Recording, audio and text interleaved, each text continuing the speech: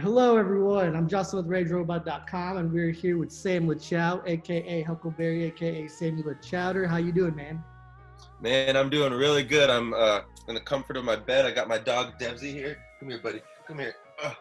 You're the Being star so of the cute. cover of your new album, man. He's the star of the album. You can't really see him because he's so hard to take photos of because he's so black. But yeah, we're here chilling, having a nice lazy day. How you doing? I'm doing pretty well, man. How's the pandemic treated you? It's been hard, but I'm really lucky to have my music that it definitely keeps me sane. You know, I get to, I've been working on a ton of new stuff. Yeah, it's just been a hard time to like stay healthy and sane, Definitely, yeah. It's kind of get a little bit stir crazy after a while, just being like stuck in the place, So by now, I'm sure all your fans have listened to the album. They all kind of come back at you with some good feedback and stuff. How does it feel to kind of finally have the project out? It feels really surreal because I've known these songs for so long now because there are some setbacks to making the album, and so a lot of these songs I've known for over 2 years, and hearing people or seeing people hear them for the first time is just such a trip, and it kind of makes me like remember why I like the songs, and because I was getting sick of them and now I love them again. So it's been really great, and it's really inspired me to keep going. Absolutely, man. That's really good to hear. So in the documentary, the documentary's like How I Made Corduroy. You talk about how it took you a while to find a studio that you felt comfortable at to create this album. What was it about Milo's studio that caught your attention and kind of made you feel at home? So it was basically because I sort of am a little like insecure about my voice. I think everyone's a little insecure about their own voice, right? Yeah. But like how they sound on recordings. But for me specifically, I need an engineer who's willing to sort of trial and error and really like be passionate about trying to find the best way to record me. And when I met with Milo, he was like, yeah, man, let's for the first few times we hang out, let's just test out different mics and fuck around and see what you like and how you like. And so for like weeks, we just kind of did that. And that made me feel so. Once we found that, I was like, okay, I want to work with this guy with this mic, and now I know the album's gonna sound good because I wanted to be sort of a perfectionist with this album. I don't want there to be anything that I heard years later and was like, I could have sounded better there, Nice. So I saw in that same documentary you talk about Jake and how he kind of puts the final touches on all the beats. How did your working relationship with Jake come to be? My bad. Good question, yo. Fucking Jake. Jake's dad was my soccer coach's best friend. Still is. So Jake was this little kid. Jake's like, I don't know, 4 years younger than me or something. And he was this little, because I played soccer when I was mad young, and he was this little kid that was just on the field all the time. But I was making music still, and he was like listening to my music, and I don't know, I guess I could tell he kind of had an interest in like making it. But he was a little kid, and then he started sending me beats, and of course they were kind of super amateur, but just the fact that he was doing it and so young. But I didn't know if I believed in him so much, because it's all about how much work you put in when you're, especially if you're trying to be a producer, you got to really learn those programs. So I'm always just kind of like, if you put the work in, fucking, yeah, anyone can do that shit. I mean, obviously it's different person to person, but then he just put the ear for it. You have to have an ear for it. You have to kind of yeah. But basically, if you have the ear for it and you really put in the hours, you can find a way to make a living doing it. You might not be the most famous producer, but you'll do something. And he just put in the damn work like crazy. And a couple years later, he knows Pro Tools like the back of his hand. And now he's my favorite producer to work with. So you kind of, in the first part of the album, I feel like you're kind of, giving us a background as to where you've been. It's been 5 years since the release of an album or a project. And with Lady Sunday, and then like Speed of Light, and then like Chemical, you know, you talk about your past, you know, and how do you Yeah. feel like those, how did those experiences shape the first few songs that we hear on Corduroy, or the vibe? Yeah, well, the album is not in any order, but the question still works because it is sort of a journey, sort of unintentionally, but like that's why one of the reasons Lady Sunday starts the album is because first of all, I love how the song starts. So I thought it'd be a great way to start an album. But it's sort of that song. I wrote that song when I was up at like, 9 a.m. Still high on cocaine, been up for a long ass time, looking out the window and seeing, birds chirping, people jogging outside, and like going to work like regular people. And I was just like, it's enough is enough. It was sort of a big turning point for me. It'd been too many times, and I wrote that song, and I like that song because it has like such a happy beat, but the lyrics are about just depression, basically. No, definitely. So And, we always used to say, like, the sun is your enemy, after not a long night of partying, because that's how it is, yeah, the sun is your enemy, the sun comes up, and you're like, man, I'm still awake, and all these people are like, being productive, and like, shit, that's what the song is about, exactly. So I kind of definitely feel that whole narrative throughout, I think that people who Yeah. with you, I first started listening to you in 2007, and that's whenever I first went into college. Wow. Absolutely, man. I mean, Banana Glue Pie. Damn, so nice to finally meet you, dog.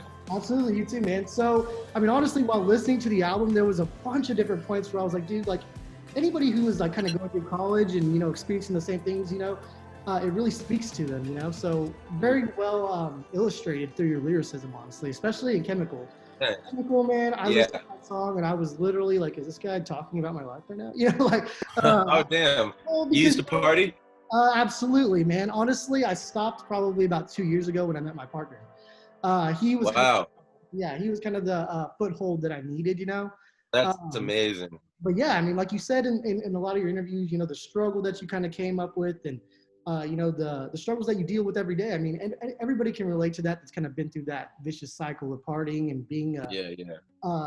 So when you say you stop, sorry, can I ask you questions too? When you say you stopped partying, like, did you get sober, or you just were able to calm down? So honestly, man, like I am not sober as of right now. However, my partner act is a very good, like he doesn't put up with that shit at all, man. So he, you need somebody who will not put up with that shit. Exactly. It's a struggle just because, I'm a very social person, and I kind of thrive on having friends and like going out and, getting into the whole mix of it all. You go out on Saturday morning and you have, a couple drinks and you keep the night going. I mean, I'm sure you know. So I used to live in Austin. Now I live in Las Vegas. And moving from Austin to Las Vegas has been kind of a culture shock because I don't know anybody. But it was honestly kind of the move that I needed, because Austin was, I mean, I'd already gotten everything I was getting out of Austin, man. Like I'd already done all the things, and like all my dealers were there, so I had them all on speed dial, and I was just like, dude, like, I'm never gonna get out of this shit, Dude, that's what I hear from everyone who seems. I love Seattle so much, and I'll always kind of come back here, but part of me thinks I really got to get out of here just because all my dealers are here, and it's a tough place, especially in quarantine and shit. So I'm thinking about moving now. Yeah. Do you have anybody there that kind of keeps you on track as well, or not? So I guess it's kind of personal, but me and my girlfriend broke up recently, and she moved to LA. We're still on really good terms, but there's the self-destructive nature in me that just wants to, be like, fuck it. So that's been tough, but I have my family living in Seattle, which is a huge blessing. I hang out with them a lot. And I'm doing good, but so they sort of hold it down for me. If I kind of need to be with somebody that's gonna just not judge me and be sober and shit, I hang out with them or my little brother. So in 15 pennies, you say, you want a piece of the American dream, you better do like the powerful do and barely be seen, spend 10,000 hours on your hustle degree and make money disappear like it was nothing to me. How do those lyrics pertain to your life now? Pertain to my life now. So those specific lyrics. So I do a lot of my writing with my co-partner Wilson Luxurious, and we sort of wrote that song. We sort of wrote together. Like the hook, I wrote the melody for it, and he wrote and like the first couple lines, and he wrote like the kerosene smoking fire clouds, because he's just really good at thinking of fucking words that I never would have thought of. So I love writing with him. And I remember the American Dream part. That part sort of, for me, it's about drug dealing, essentially. How I used to, that was my way of, I used to sell drugs, and that was sort of how I was kind of thinking I was getting to my American dream. But in reality, if you put in the work, get your hustle degree, really put in the hours, you can have the actual dream where you're doing something you love and not something that makes you paranoid and fucking hurts other people. Yeah. So I guess that's what it's about. I feel that for sure. So in Broken Bat, I mean, that was kind of one of the first videos and songs that you released for the project. And in the video and in the lyrics, like in the lyrics, you say pennies in the piggy bank, which I alluded to you kind of signaling towards 15 pennies. And then in the actual video, you show that actual frame that your dog is in, being taken from the street. Was that you kind of like being coy and giving some clues as to what was to come? Absolutely. That was my way of like doing the fucking Marvel Universe Easter eggs in a tiny scale. Yes. Yeah. That was my like Easter egg that like maybe fucking 20 people caught. I don't know. Every time I saw a comment that I didn't catch it till after the album came out, because then I was like, hey, yeah, the album cover, and then the 15 or the thing, I was like, hey, it all kind of came out. Yeah. There's lots of little Easter eggs like that to sort of make the album cohesive in a way, but at the same time, that song Broken Bat is about absolutely nothing. It's just a fun song. Like I mean, all my songs sort of are about they're me, it's all truth. But I like my albums to have some songs that are of course very real and more deep and personal, and then I need songs that I'm just having a blast on and not giving a shit. Definitely, you need those to kind of just like alleviate. You know what I mean? It can't all be business all the time. Yeah, exactly. Yeah. Speed of Light is one of those songs too where I'm talking about playing basketball in pajamas and eating soup in the summer. Like, that's not about anything. I just like how it sounds. Definitely. But still, songs like that give an impact because that's kind of, people need that break from, a subject, and just kind of allows yeah. No, that's what I love in an album. Variety is that's what an album's about for me. Absolutely, man. So in 10 Feet, 10 Feet's got to be one of our favorite songs off the album. The beat is, me too. The beat's really unique. The lyricism's on point. Can you tell me about that song and how it came to be? Yeah. Okay.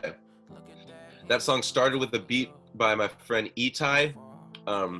He lives in LA now. He makes beats, but it was very different, like the original beat. I don't know if you'd even be able to recognize it all that much. But that's sort of what I do is I hear something I like from a producer, and I ask him, hey, can I make this how I think it would be dope, and usually they're down. That's sort of what happened with this.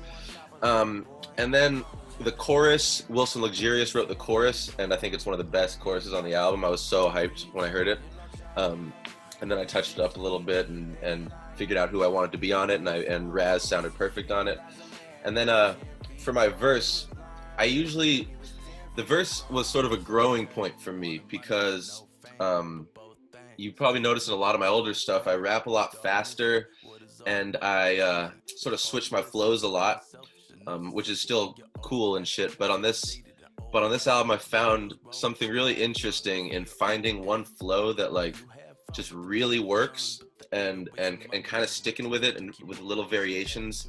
Another example would be on 15 Pennies, how when I found the flow of never had a fortune or a trust fund, never had a dealer cause I was one, I was like, oh, that shit's too fire. I'm gonna stick with that flow for a while, And same thing with 10 Feet Tall, I was, oh, hey, da-da-da-da-da-da, day, do thing, da-da-da-da-da, don't dang, and it sounded so good when the drums came in, so yeah, I was just hyped on it. And then I love my lyrics on that too. It's all just very real, it's very personal. And then Raz heard my verse, and he was like, oh shit, I'm about to do the same flow to keep the song cohesive. And I was like, yes, I was hoping you'd say that.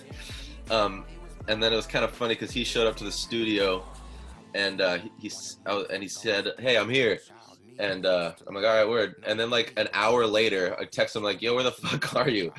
and he'd been outside in his car writing his verse, listening to the beat and finishing and like touching up his verse and shit. It was just so funny. It's such a Raz thing to do. And then he came up and killed it. I like that, man. So it was good to see Raz on this song. How has y'all's friendship grown since the 5 Good Reasons EP dropped to now? Oh, it's been a crazy ride, sort of. We've been close forever. The first song we made was called The Best Part off my album Brand New Bike. And I love just kind of working with him. It's sort of rare that I find a rapper in Seattle. There's a lot of them now, but especially back then that I thought was better than me, and a really thoughtful writer. And yeah, I was just a big fan.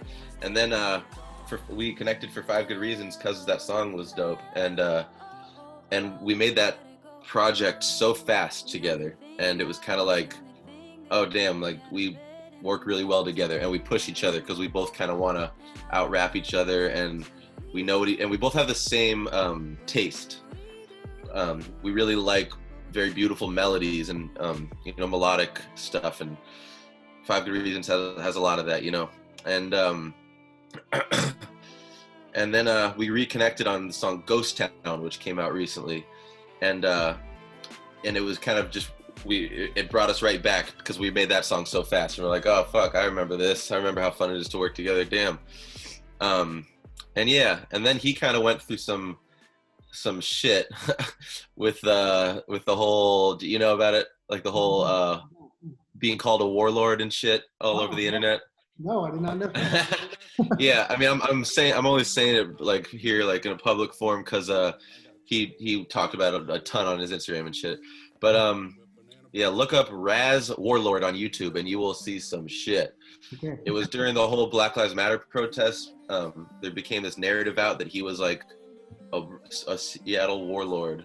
How was it in Portland whenever all that was going down? I was in Seattle, yeah, and it was crazy. We fucking took over the precinct.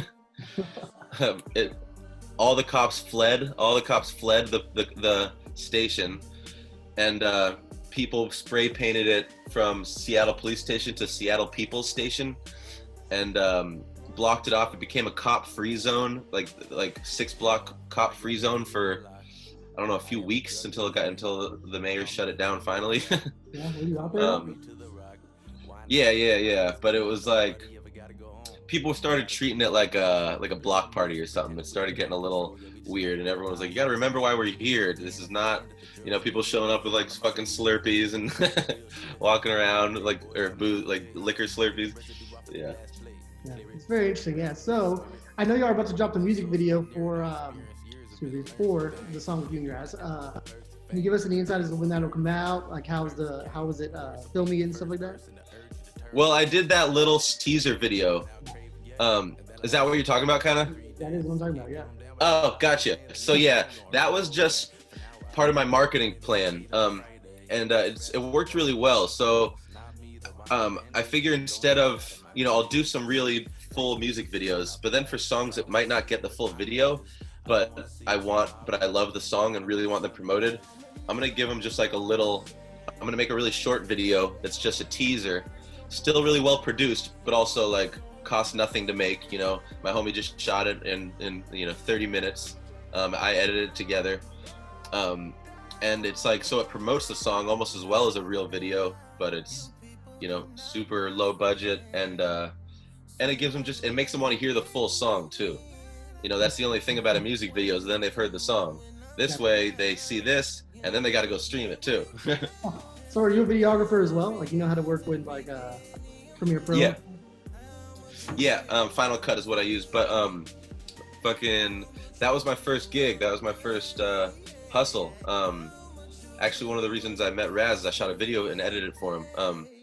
Growing up in Seattle, I always made music, but it wasn't making me a living, and I was shooting music videos for rappers in Seattle when I was like real young. It was kind of a crazy life because this little white kid was hanging out with like these just like old gangsters all the time. trying not to like get too drunk with them and stay focused. And they're all like my good friends to this day. You know, it was I remember that time real fondly. Yeah. So in Chemical, you know, we hear our second kind of snippet from a video or some sort of television series, you know, and this one I think we hear it from Lights. What made you use these snippets, and how did they kind of enhance the record on your end? Like, what were your thoughts behind them? Well, I'm a huge movie guy. That's sort of my like, I don't know, it's a passion of mine. I think maybe it's partly because it's not what I do, so that I have no like competitive nature. You know, with music, I listen to it, but when you make it, I'm constantly trying to like get ideas from it, or I don't judge it. You know, I still love listening to dope music, but like it's a different thing for me. I'm kind of like trying to figure it out, what they did there and stuff. But with film, I can just really enjoy it, and I love Denzel Washington. I really loved that movie too, and I thought that movie just really depicted cocaine use really, really perfectly. And a lot of movies get it wrong. People do coke and they're like, "I'll act all crazy and shit," and that's just not what it's like. Like, it just sobers you the fuck up. and that's what is happening in the movie Flight. He's like still shit-faced drunk and has to go to this go to a court hearing, and so he invites John Goodman over, and who's like his dealer, and that's the one who's saying, "I need a glass of water, I need a Cocoa Puff, $100 bill," and he just does a bunch of coke, and then he's ready to go. And it was a great scene. And I just tried putting that on there, seeing how it sounded, and I loved it, and that's it. I think we got you. So in the second kind of chapter, what I kind of assume to be the second chapter, you come across, you know, the song Devin the Dog. You know, and like I said, you know, the album was kind of dedicated to him. He has his image on the main cover.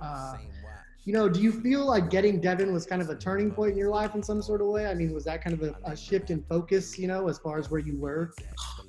Yeah, man, huge. I mean, there was a while there where I was kind of becoming somebody that I didn't like, and I was living just so selfishly. And I didn't realize how selfish I was being, right? Because I thought I was just hurting myself with, you know, all my drug use, but my mind tricked me into like forgetting that I was also hurting everyone around me.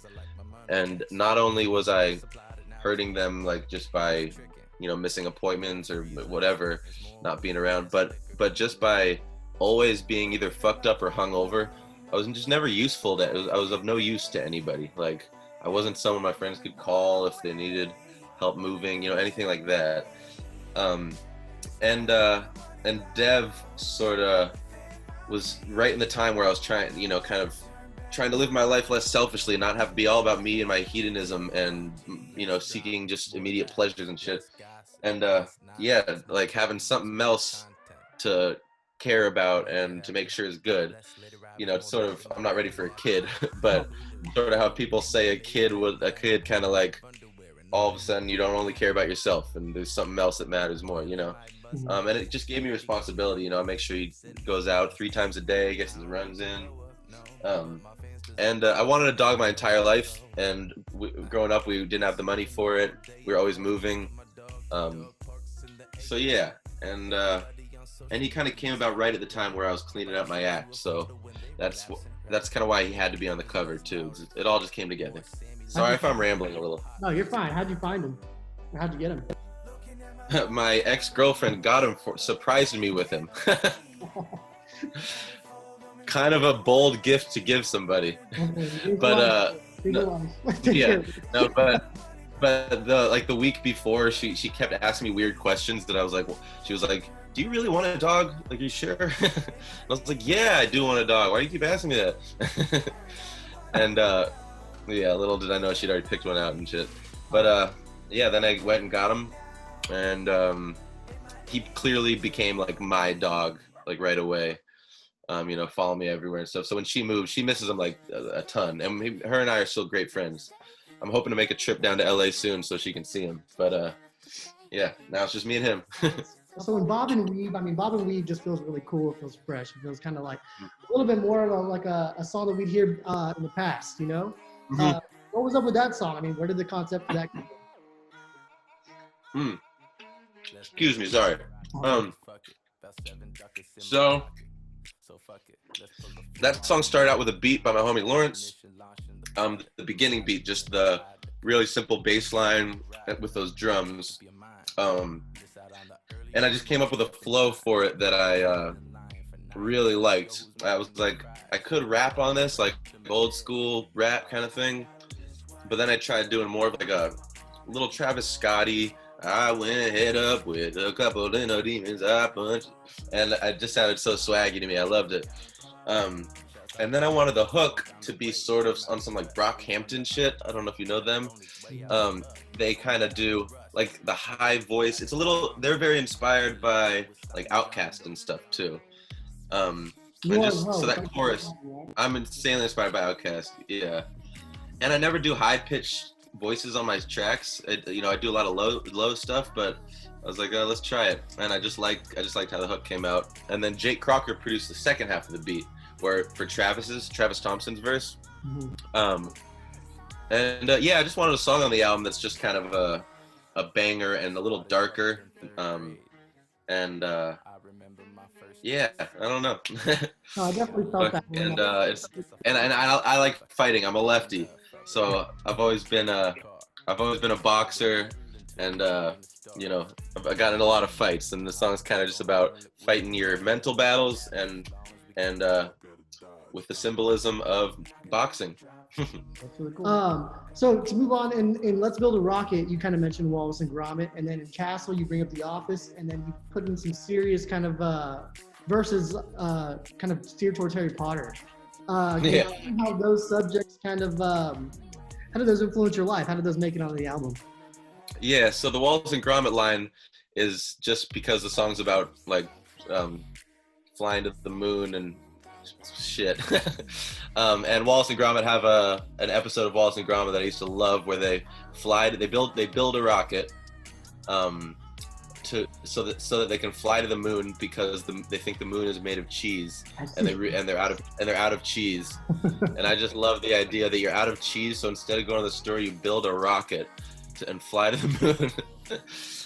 And I just love Wallace and Gromit and everything those guys do. Chicken Run, fucking all their shit. And I actually met them when I was really young, and I have a signed. They drew Wallace and Gromit for me, like just freehand. And it's awesome. I have it somewhere in here. I met him because I used to. So random. I used to do movie reviews for the Seattle Stranger, a newspaper here, because they wanted to get they thought it'd be funny to get like kids doing reviews, and I got paid and shit. It was awesome.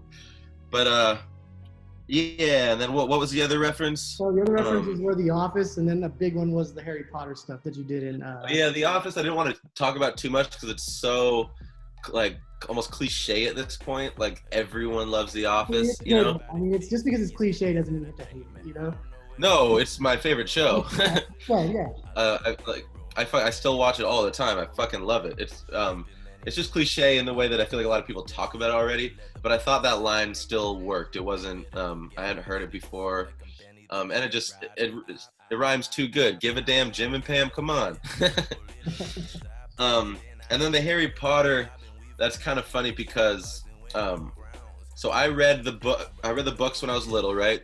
And I thought I read all the books because years later I wasn't really thinking about it. And then about a year ago, my ex-girl and I decided to watch all the movies in a row, like in a couple days, like during Christmas. And by like the fourth movie, I realized, wait, I 100% did not read these books, because I must have read only the first like 2 or 3. Because I was like, wait, Snape is who's fucking uncle? What the fuck, or whatever. What have I missed? Yeah, I was like, oh my god, this is amazing. And I just became kind of like re-obsessed with Harry Potter while I was writing that song. So that's all. Yeah. So what I consider like the final kind of chapter of the album, which is the last 2 songs, Ugly Little Rainbows and Madonna Drive, we're introduced to another relationship, which I think you touched on at the beginning. How did that relationship influence your life while making this album? Um, Probably in more ways than I know, but yeah, I mean, Ugly Little Rainbows is sort of about, you know, the song title, I guess, could sort of mean like these beautiful fuck ups, you know, like we got our issues, and she met me when I was real bad, you know, staying up 3 nights every time, staying up 3 nights, sleeping for two, staying up 3 nights, you know, just bad, and but she still kind of stuck with me, and she didn't know me at all from my music or anything like that. She just she I don't know, we hung out with my family a lot, and she saw me with my family, and she just made me remember that I was a good person deep down, and you know, she kind of made me want to change, and reminded me that I still, because I hated myself for a while there, you know, and kind of made me, I don't know, love myself a little more. I feel like I'm getting off topic here, but that, yeah, and she convinced me to move out of some really toxic houses I was living in. She got me my dog. She's done a lot for me, but I've done a lot for her too. We build each other up, and we're still good friends. So to kind of sum the project up, we're left with 80 bars, or 80 bars part 10. You know, which of course, if anyone's followed you, that's always just been a fun series because it was never really pertaining to anybody. And at the beginning, even to now, you know, it was more so you just chopped up some of the most current beats and then you just went in on it, you know? Yeah. And I heard you say that you didn't even know if you wanted to like add this as like part of the 80 bar series because it was so different with the unique beats. I mean, what made you go that route, and how was it? I mean, how was the experience different writing and rapping? Well, yeah, I kind of fucked up and made it confusing, but it's actually just called Part X, not Part 10. Okay. Because no, it's not your bad. Everyone thinks it. I should have called it something else maybe, but I didn't want to call it part, because I think my last one was Part 6. I didn't want to call it Part 7 because it's not really part of that series. That series is all about me rapping on beats that I love. It's like, it's as much of a showcase of my rapping as well as it is just getting to kind of show people beats that they might not have heard that I think are underrated, or, you know, just dope. And this one, what I took from the 80 Bar series is the way that the beats change and how I switch my flow up through them. So that stayed the same. But I wanted to see if we could make one that original. And also it'd be nice to get to fucking reap some of the benefits of all my 80 bars because I can't put those on streaming. So I was like, let me get 180 bars on streaming at least. It has to be original. And it was just gonna be a little promo. We made it really fast actually. Like we made all those beats, me and Jake, together in one day. And then I wrote the rap in one day.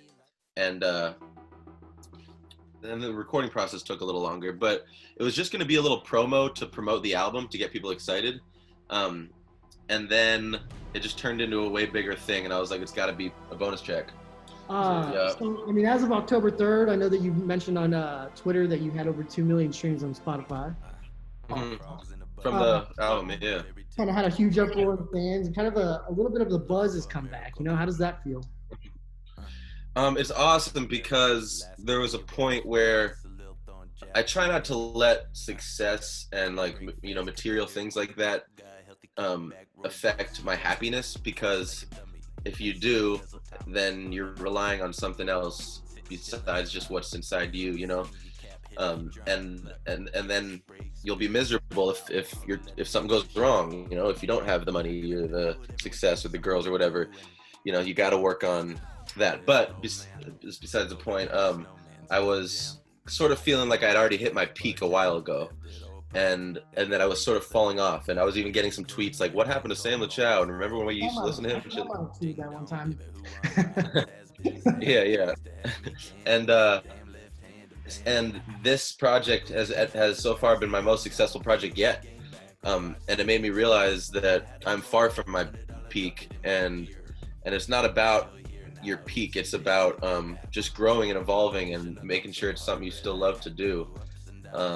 so that's, and it's just, yeah, that's meant everything to me, that these people are still there for me and still ready to listen. And now I got their attention again, so I'm gonna keep going. You know, I got my next single planned for less than a month from now.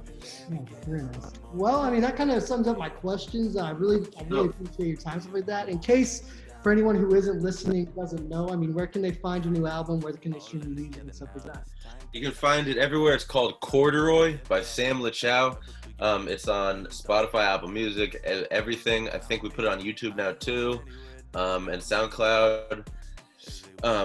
Yeah, it's really, we put a lot into this project, and I've never been more proud for a project. I've never been more confident to say that my shit is dope and you should actually listen to it. Sometimes I say that, but I'm a little like, it could have been better though, but this one I love. We're all our own worst critics, for sure.